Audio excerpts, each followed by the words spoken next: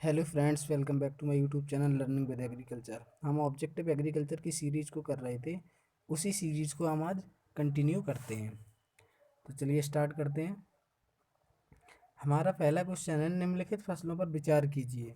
यानी कि निम्नलिखित फसलों पर क्या करना है, हमें विचार करना है। कौन कौन सी क्रॉपें दी गई हैं। फर्स्ट क्रॉप दी गई है कॉटन, फिर ग्राउंडनट दी गई है, फिर राइस दिया गया, यानी कि कपास, मूंगफली और धान और गेहूँ, 4 क्रॉपें दी गई हैं। हमें क्या करना है, इनमें से कौन सी खरीफ की फसलें हैं। हमें खरीफ की फसलों का क्या करना है, चुनाव करना है।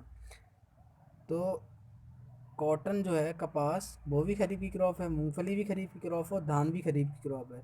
राइस क्या है, व्हीट क्या है, गेहूँ क्या है, रबी की क्रॉप है। यानी कि एक दो तीन, एक दो और तीन, यानी कि सी ऑप्शन हमारा सही हो जाएगा। अगला क्वेश्चन देखते हैं। बहार एक प्रसिद्ध प्रजाति है। बहार किसकी प्रजाति है? बहार प्रजाति है अरहर की, यानी कि मालवी, चमत्कार, बहार, ये प्रजातियाँ किसकी हैं? अरहर की हैं। अगला क्वेश्चन देखते हैं। निम्नलिखित में से कौन सा प्रमुख काजू उत्पादक है? यानी कि जो काजू का प्रोडक्शन होता है, वो कौन सा राज्य सबसे ज़्यादा काजू का प्रोडक्शन करता है? तो इसमें काजू का प्रोडक्शन सबसे ज़्यादा कौन सा करता है? महाराष्ट्र करता है। अगला क्वेश्चन देखते हैं। अगला क्वेश्चन दिया गया है, दलहनी फसलों में संतुलित, इनमें क्या है, एनपीके का रेशियो पूछा गया है। दलहनी फसलों में संतुलित खाद अनुपात, यानी कि एनपीके का रेशियो पूछा गया है। तो दलहनी फसलों में हम क्या करते हैं, 1:2:2 के अनुपात में हम देते हैं एनपीके। एनपीके यानी कि नाइट्रोजन कम देते हैं। नाइट्रोजन कम क्यों देते हैं? क्योंकि जो दलहनी फसलें होती हैं, इनकी जो जड़ें होती हैं, गांठें होती हैं, जिनमें राइजोबियम बैक्टीरिया होते हैं। तो राइजोबियम बैक्टीरिया क्या करते हैं, जो एटमॉस्फेयर में 78% नाइट्रोजन होती है, उसका फिक्सेशन कर लेते हैं। इस वजह से हम क्या करते हैं, इनमें नाइट्रोजन की मात्रा देते हैं। यानी कि नाइट्रोजन की मात्रा हम कितनी देते हैं? कम देते हैं। 1:2:2, यानी कि 1:2:2 के अनुपात में हम इसे रखते हैं। स्टार्टिंग में नाइट्रोजन इसलिए दी जाती है क्योंकि इनकी जब जड़ों का विकास होता है तो उस समय बैक्टीरिया का डेवलपमेंट नहीं हो पाता। तो स्टार्टिंग की ग्रोथ के लिए हम क्या करते हैं, इसमें नाइट्रोजन को देते हैं। फास्फोरस और पोटास को ज़्यादा मात्रा में दिया जाता है। अगला क्वेश्चन देखते हैं। अगला क्वेश्चन दिया गया है, निम्नलिखित में से कौन सी आम की किस्म दशहरी एवं नीलम के क्रॉस से बनी है? दशहरी और नीलम के क्रॉस से बनी है, यानी कि डीएनए दशहरी क्रॉस नीलम से बनी है आम्रपाली। आम्रपाली आम की कैसी है? एक बौनी प्रजाति है, जिसको 2.5 × 2.5 मीटर की दूरी पर लगाते हैं, यानी कि 2.5 × 2.5 मीटर। और इसमें 16 से पौधे पर हेक्टेयर की दर से लगाए जाते हैं। किस राज्य में केले का अत्यधिक उत्पादन होता है? यानी कि पूछ रहे हैं कि केले का सबसे ज़्यादा उत्पादन कहाँ होता है। तो मोस्टली सबसे ज़्यादा फ्रूट प्रोडक्शन करने वाला राज्य आंध्र प्रदेश है। तो इसमें हमारा आंध्र प्रदेश सही हो जाएगा। अगला क्वेश्चन देखते हैं। अगला क्वेश्चन दिया गया है, निम्नलिखित में से राज्यों में से किसमें 2017-18 में आलू का सर्वाधिक उत्पादन किया है? यानी कि जो 2017 और 18 के ईयर में कौन से स्टेट ने आलू का प्रोडक्शन सबसे ज़्यादा किया है? तो वो है उत्तर प्रदेश। उत्तर प्रदेश ने आलू का प्रोडक्शन सबसे ज़्यादा किया है। अगला क्वेश्चन देखते हैं, संकर धान की खेती सर्वाधिक लोकप्रिय है, यानी कि जो हाइब्रिड राइस है वो सबसे ज़्यादा कहाँ उगाया जाता है? चीन में उगाया जाता है। राजस्थान निम्नलिखित में से किस एक मुख्य उत्पादकों में से एक है? यानी कि ऐसी कौन सी क्रॉप है जो राजस्थान फर्स्ट नंबर पे प्रोडक्शन करने में?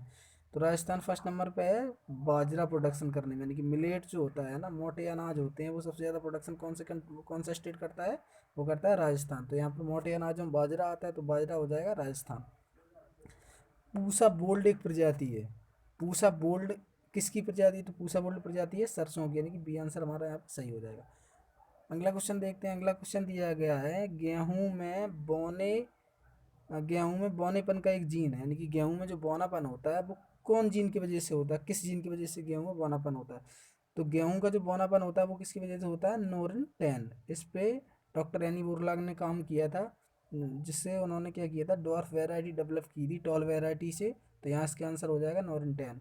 डीजी बुगेन जो बौनेपन का कारण है वो किसका है? राइस का है। ओपेक टू जो बौनेपन का कारण है वो किसका है? मटर का है।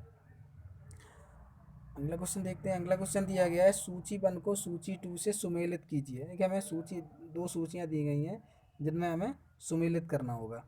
फर्स्ट में क्रॉप दी गई और सीड्स प्रोडक्शन वाले दिया गया है। तो देखो जूट का प्रोडक्शन हम जानते ही हैं कहाँ पर होता है, पश्चिम बंगाल में होता है। और चाय का प्रोडक्शन सबसे ज़्यादा असम में होता है। ये तो काफ़ी सिंपल है। रबर का उत्पादन सबसे ज़्यादा केरल में होता है और गन्ने का सबसे ज़्यादा प्रोडक्शन उत्तर प्रदेश में होता है। तो आप इसी के अकॉर्डिंग मैच कर लेना। कर देते हैं। ए का थ्री हो जाएगा, तो ए का थ्री किसी में नहीं दिया गया, तो इसमें ए आंसर सही हो जाएगा। बी का 1 हो जाएगा। चाहे आसाम हो जाएगी, तो हमारा ए आंसर जो है सही हो जाएगा। चलिए अगला क्वेश्चन देखते हैं। अगला क्वेश्चन दिया गया लौंग प्राप्त होता है, यानी कि पौधे के किस भाग से क्या होता है, लौंग की प्राप्ति होती है। पौधे के किस भाग से हम लौंग प्राप्त करते हैं, तो करते हैं पुष्पकली से।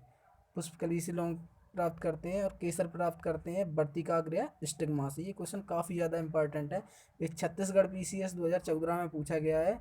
और ये यूपी पीसीएस 2020 में भी ये क्वेश्चन पूछा गया था कि लौंग पौधे के किस भाग से प्राप्त होता है, तो पुष्पकली से। काफ़ी इंपॉर्टेंट क्वेश्चन है। मालवी चमत्कार एक प्रजाति है, अभी हमने पढ़ा था बहार। और मालवी चमत्कार प्रजाति किसकी, अरहर की है। रेशम उत्पादन में भारत का विश्व में कौन सा स्थान है, यानी कि जब हम रेशम प्रोडक्शन करते हैं, सिल्क प्रोडक्शन करते हैं, तो भारत का कौन सा स्थान है। तो रेशम प्रोडक्शन भारत का कौन सा स्थान होगा, दूसरा स्थान है, द्वितीय स्थान। फर्स्ट स्थान पर कौन से, चाइना है।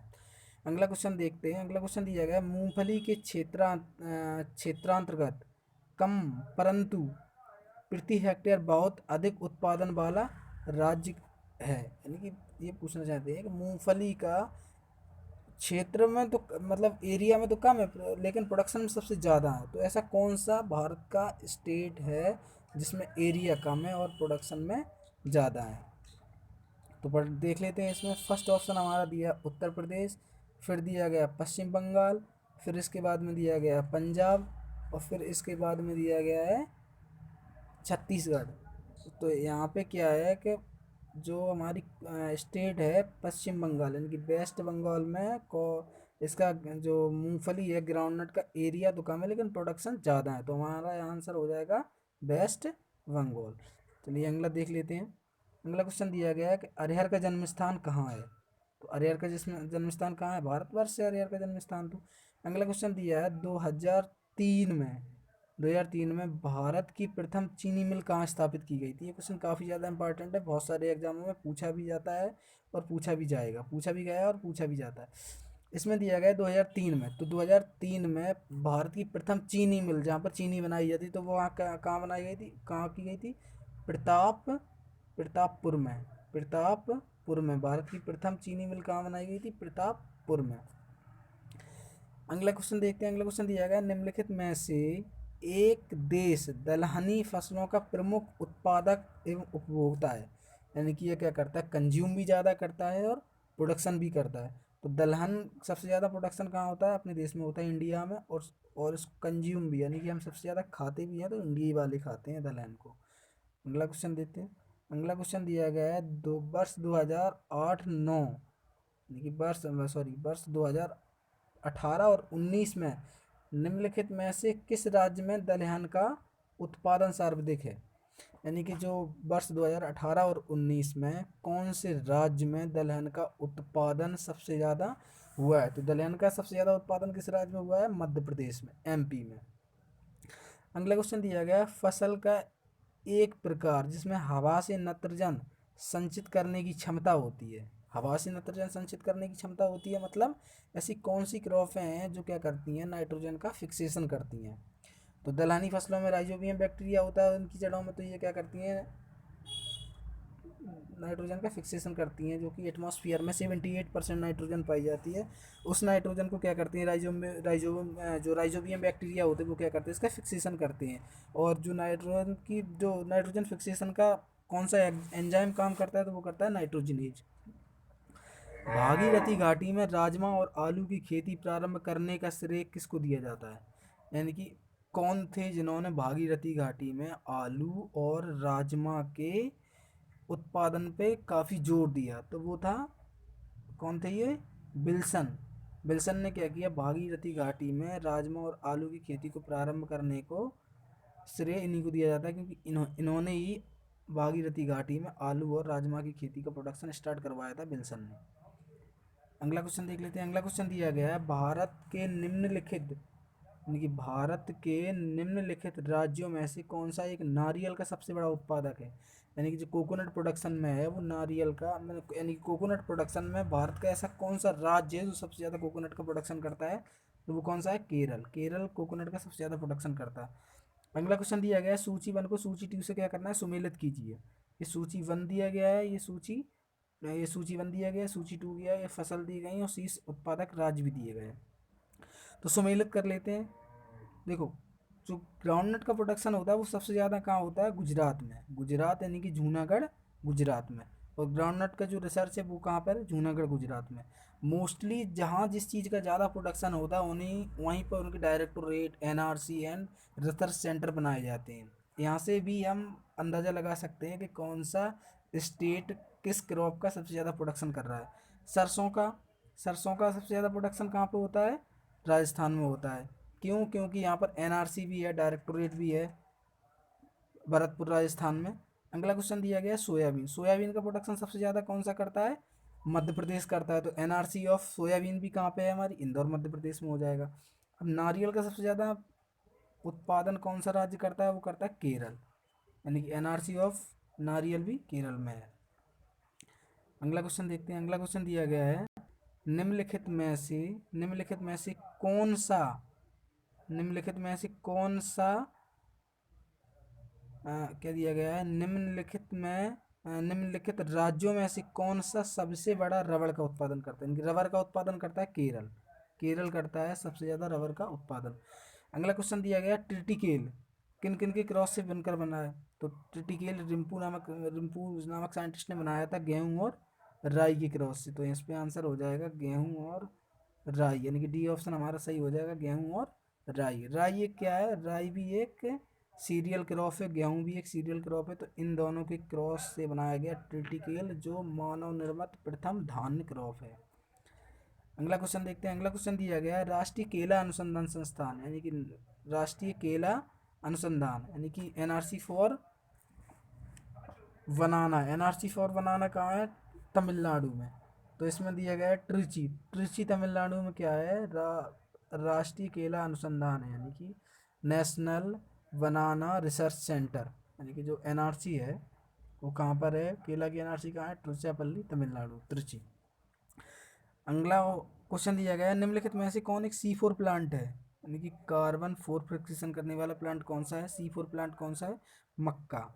मक्का क्या है, C4 प्लांट है।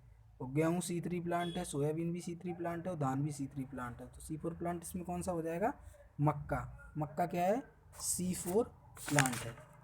अगला क्वेश्चन देखते हैं। अगला क्वेश्चन दिया गया, आम की निम्नलिखित प्रजातियों में से कौन नियमित फल देने वाली प्रजाति, यानी नियमित अल्टरनेटिव वेराइटी। अल्टरनेटिव वेराइटी भी होती हैं जो कंटिन्यू फल देती रहती हैं, यानी कि कंटिन्यू मतलब पूरे साल भर फल देती रहती हैं। रेगुलर नहीं, साल भर जो फल देती रहती हैं उन्हें बोलते हैं हम रेगुलर बियरिंग। यहाँ पर क्या पूछा गया है, निम्नलिखित नियमित फल। हाँ, रेगुलर बियरिंग प्रजाति कौन सी है, यानी कि आंसर दिया गया हमारा चौसा, लंगड़ा, दशहरी। तो नियमित फल देने वाली ये तो प्रजातियां हैं नहीं, तो इसमें हमारा उपयुक्त में से कोई नहीं हमारा डी आंसर इसमें सही हो जाएगा, क्योंकि आम्रपाली प्रजाति क्या करती है, नियमित फलन का काम करती है। आम की निम्नलिखित प्रजातियों में से कौन नियमित फल वाली प्रजाति है, तो वो कौन सी प्रजाति, आम्रपाली। आम्रपाली इस ऑप्शन में दिया नहीं गया, तो उपयुक्त में से डी हमारा सही आंसर हो जाएगा। अगला क्वेश्चन देखते हैं। अगला क्वेश्चन दिया गया, बासमती जो चावल है, सुगंधित चावल, बासमती चावल की रुपाई हेतु उपयुक्त बीज दर होती है। यानी कि जब हम बासमती चावल की रुपाई करते हैं तो प्रति हेक्टेयर बीज दर कितनी रखते हैं, 15 से 20 किलोग्राम बीज रखते हैं प्रति हेक्टेयर।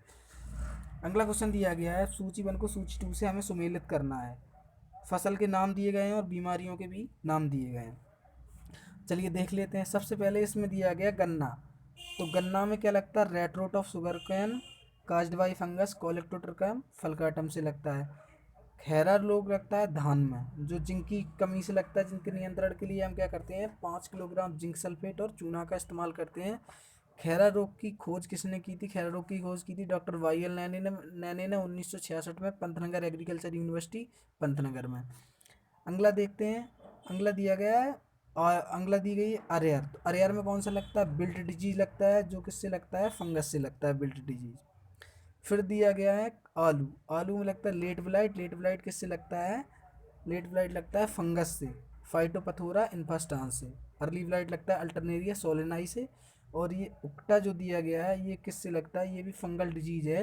ये लगता है जो क्या बोलते हैं उनको, पीथियम, जो पीथियम स्पीसीज होती हैं उनसे ये लगता है उक्टा डिजीज। अगला क्वेश्चन देखते हैं। अगला क्वेश्चन दिया गया है निम्नलिखित में यानी कि कौन सा मसाला भारत को काला सोना के रूप से नाम जाना, यानी कि ऐसा कौन सा मसाला है जो काला सोना के नाम से जाना जाता है? तो आप जानते ही है काला सोना, काली लौंग होती है, तो काला सोना हो गया यहाँ पर लौंग आंसर। अगला क्वेश्चन दिया गया है पूसा सुगंधा 5। अब नाम से ही स्पष्ट हो रहा है कि पूसा लगा हुआ है, तो पूसा कहाँ पे है? पूसा नई दिल्ली। और सुगंधा लगा हुआ, तो सुगंधा जो प्रजातियां, जितनी भी सुगंधा प्रजातियां हैं वो किसकी हैं?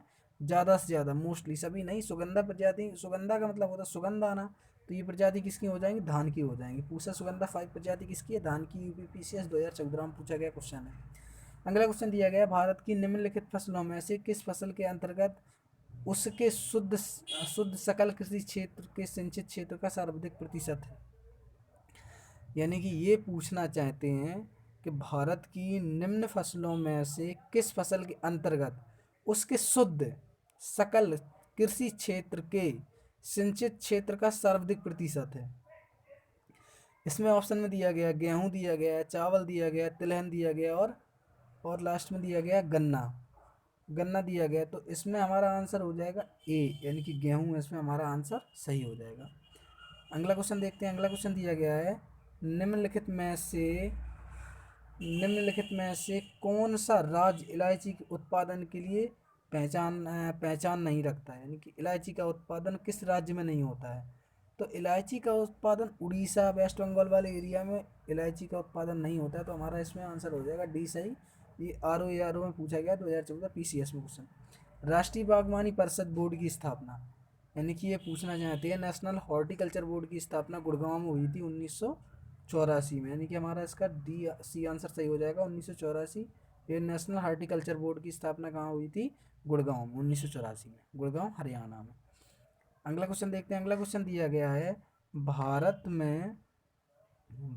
के किस प्रदेश में सोयाबीन की खेती का सर्वाधिक क्षेत्रफल है? तो सोयाबीन की खेती अभी हम देख ही चुके हैं मध्य प्रदेश में, क्योंकि एनआरसी ऑफ सोयाबीन कहाँ पे? मध्य प्रदेश, इंदौर में। अगला क्वेश्चन देखते हैं। अगला क्वेश्चन दिया गया है गन्ना उत्पादन 2018-19 में राज्यों का सही अवरोही क्रम, यानी कि गन्ना उत्पादन 2018 और 19 में किन किन राज्यों में सबसे ज़्यादा गन्ने का उत्पादन हुआ है? तो सबसे ज़्यादा गन्ना उत्पादन करने वाला राज्य कौन सा है? उत्तर प्रदेश। तो उत्तर प्रदेश पहले नंबर पे आ जाएगा, ये हो जाएगा पहले नंबर पर उत्तर प्रदेश, दूसरे पे आ जाएगा महाराष्ट्र, तीसरे पे आ जाएगा कर्नाटक, चौथे पे आ जाएगा तमिलनाडु, यानी कि बी आंसर हमारा सही हो जाएगा। अगला क्वेश्चन देखते हैं। अगला क्वेश्चन दिया गया है निम्नलिखित में से कौन सही सुमेलित नहीं है? निम्नलिखित में से कौन सा सही सुमेलित नहीं है? हरित वाली रोग, धान में हरित वाली रोग, लेकिन हरित वाली रोग ग्रीन डिजीज ऑफ बाजरा, बाजरे में लगता है ग्रीन डिजीज लगता है बाजरे में। अर्गट डिजीज बाजरा में लगता है, तो ये सही दिया गया है। मटर पाउडरी मिल्ड्यू मटर में लगता है, तो ये भी सही दिया गया है। चने में उगटा लगता है पीथियम की वजह से। ये सारे डिजीज किससे लगते हैं? फंगल से लगते हैं। तो इसमें जो धान दिया गया है और हरित वाली डिजीज दिया गया है, तो हरित वाली रोग लगता है बाजरा में, यानी कि ए ऑप्शन सही हो जाएगा। अगला क्वेश्चन दिया गया है निम्नलिखित में से गेहूं की कौन सी प्रजाति उत्परिवर्तन द्वारा विकसित की गई है? यानी कि म्यूटेशन के द्वारा गेहूं की कौन सी प्रजाति विकसित की गई है? तो म्यूटेशन के द्वारा कौन सी प्रजाति की गई है? सोनेरा 64 जो प्रजाति है वो गेहूं की म्यूटेशन के द्वारा डेवलप की गई है। ये क्वेश्चन यूपीपीसीएस 2015 में पूछा गया मेंस एग्जाम में। जो यूपीपीसीएस का 2015 का मेंस का एग्जाम हुआ था उसमें ये प्रजाति पूछी गई थी कि सोनेरा प्रजाति जो है वो गेहूं की कैसी प्रजाति, तो ये कैसी प्रजाति है? म्यूटेंट स्पीसीज है, ये म्यूटेशन से डेवलप की गई है। इस वीडियो का मैं ही ख़त्म करते हैं। आने वाली वीडियो में हम इस सीरीज़ को कंटिन्यू रखेंगे। Thanks for watching this video. Channel को ज़्यादा से ज़्यादा सब्सक्राइब करें, लाइक करें और शेयर करें। Thanks for watching my channel.